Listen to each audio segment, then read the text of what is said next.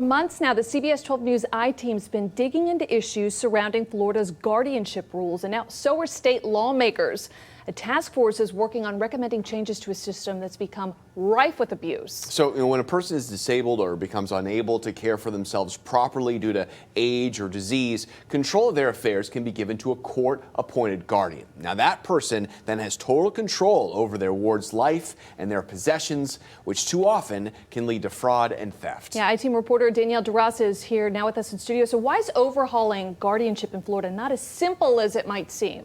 Yeah, Ashley and Matt, task force leaders tell me that it's hard to recommend repairs to a system that they know so little about. One of the biggest problems, they say, there is no central database, no tracking method for court-appointed guardians in Florida.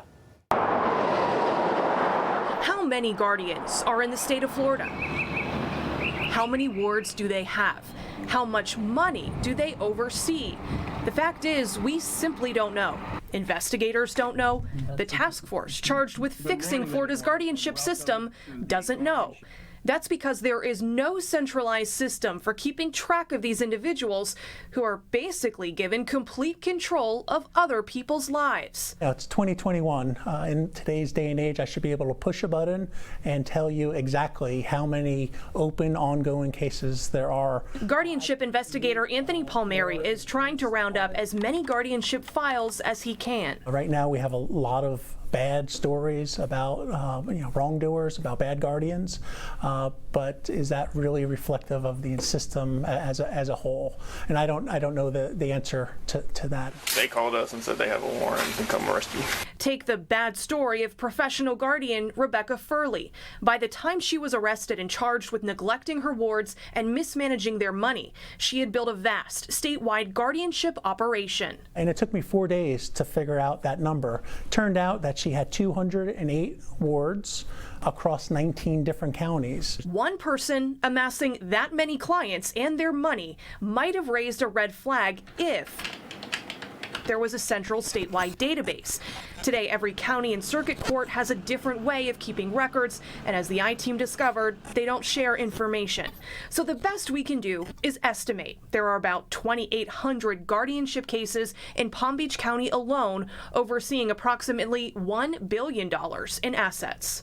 If you could wave a magic wand and change the system in any way, what would you like to see happen? Well, first and foremost, I would collect data and statistics so we can give that data and statistics to our decision makers, so we can make empirical, driven decisions.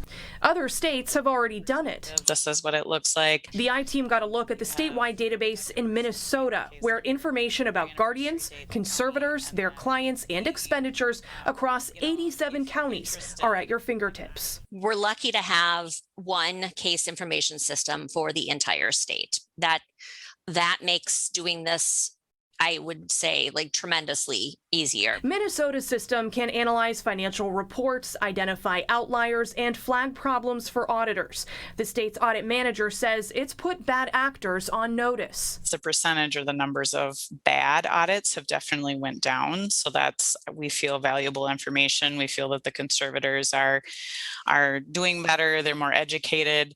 They know we're watching. Conservatorship abuse! Recognizing the growing trend of abuse and with the increasing media attention, like in the case of Britney Spears, Palm Beach County is beginning to make its own database. It's called Guardianship Inventory Reports and Accountings for Florida, or GIRAFFE. The goal is to consolidate all financial reports and documents in one place so the auditing process will become more efficient.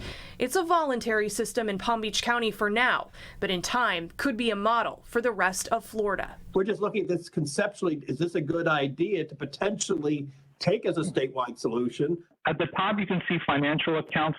In a recent meeting, the Guardianship Task Force saw a demo of the database, but got immediate pushback from guardianship attorneys. Shannon Miller, who sits on the Elder Law Certification Committee of the Florida Bar, says there's a pitfall to putting so much sensitive information in one place. This is very problematic. When you give your private information, it's just like when Siri or, the internet, when Big Brother has information that it then starts to take apart and vet.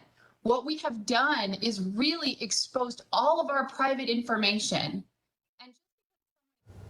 Advocates tell me that creating this central database in Florida is the single most important step that they can take right now. But as you heard, there are people in the guardianship industry fighting against this. They're saying putting all that financial information in one place could be a privacy issue. You'd think there would be a statewide agency, too, keeping track of qualified guardians like what we see with the Department of Children and Families. Why is that not the case? Here in Florida, it's part of the Department of Elder Affairs. Only recently, they opened an office called the WPEC-TV.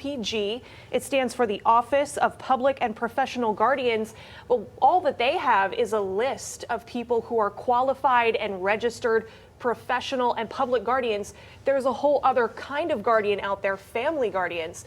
They don't really regulate. So huge blind spot that we have in this guardianship industry. I certainly understand why people would want their private information protected, but at the same time, these people are being taken advantage of, and there's no one to oversee it. Something needs to be done. It's a huge problem. Incredible and concerning, too. You can read Danielle's full report, too, again on our website now, cbs12.com. 6:19 is the